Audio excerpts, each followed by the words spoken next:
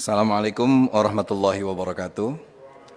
Pimpinan dan semua anggota Komisi 8 yang dimuliakan Allah, Pak Menteri beserta jajaran eselon 1, 2 dan semuanya.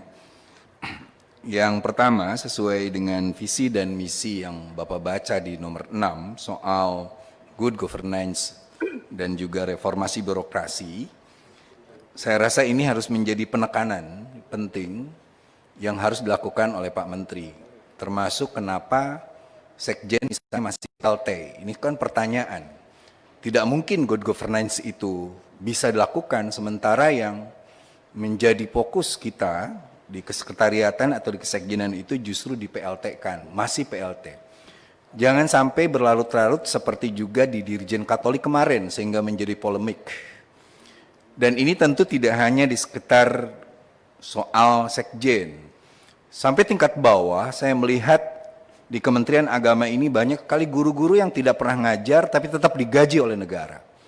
Dan ini harus menjadi tugas pokok dari kepemimpinan Bapak untuk melakukan reformasi birokrasi total.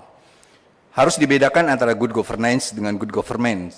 Ini menjadi isu yang harus diperbaiki karena Kementerian Agama ini di beberapa survei terakhir misalnya ada ASI ya Pak Ihsan, itu adalah kementerian ketiga terburuk reformasi birokrasinya.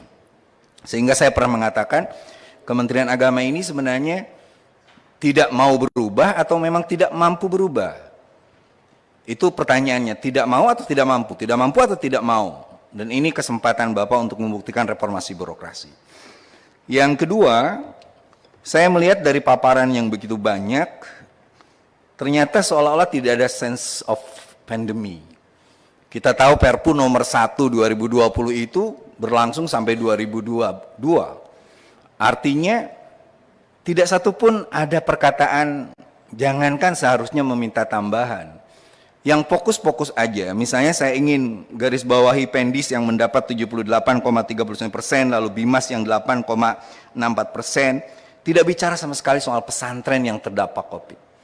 Tidak bicara sama sekali soal madrasah misalnya. Nah sementara Mendikbud, walaupun kelihatan Nadiem cuci tangan juga sebenarnya, itu kelihatan masih ada greget lah ngomong dengan TVRI dan sebagainya.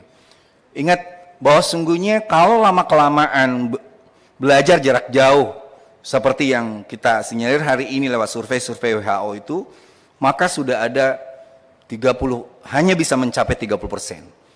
Akan terjadi lost education, lalu kehilangan minat belajar, lalu ada lost generation, 40 juta anak didik kita. Dan pesantren lebih banyak.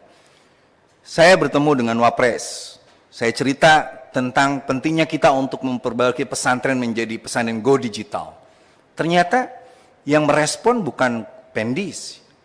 Al-Mizan ditunjuk sebagai salah satu pilots project pesantren go digital dengan Telkom, dengan biaya yang lumayan. Yang saya inginkan justru Pendis ini Pak Menteri Agama, lebih menyentuh.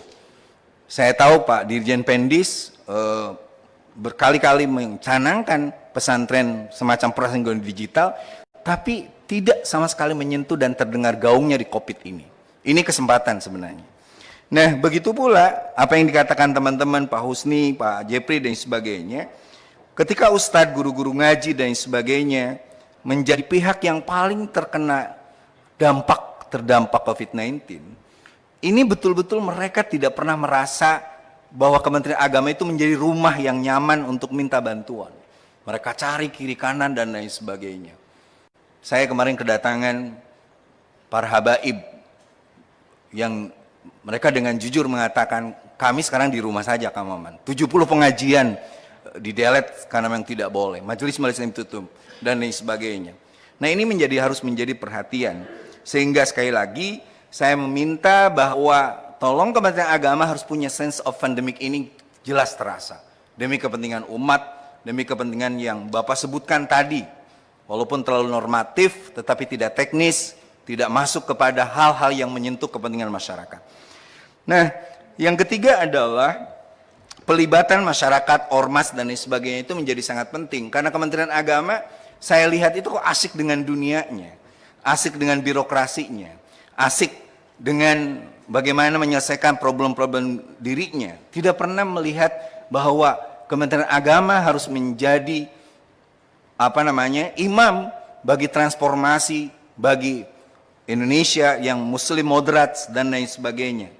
Makanya saya sebagai Kapoksi Praksi Kebangkitan Bangsa tentu meminta agar forum ini menunda pembahasan tambahan anggaran dan juga kembali meminta agar Kementerian Agama membuat stressing dari program-program itu tidak terlalu banyak. Kita masih menghadapi COVID, kita harus menghadapi juga problem termasuk problem kebangsaan, soal ideologi Pancasila dan lain sebagainya. Dan ini saya masih meyakinkan bahwa agama yang ada di Kementerian Agama ini harus menjadi energi untuk transformasi dan perdamaian, menguatkan kembali nilai-nilai kebangsaan kita. Terima kasih pimpinan. Assalamualaikum warahmatullahi wabarakatuh.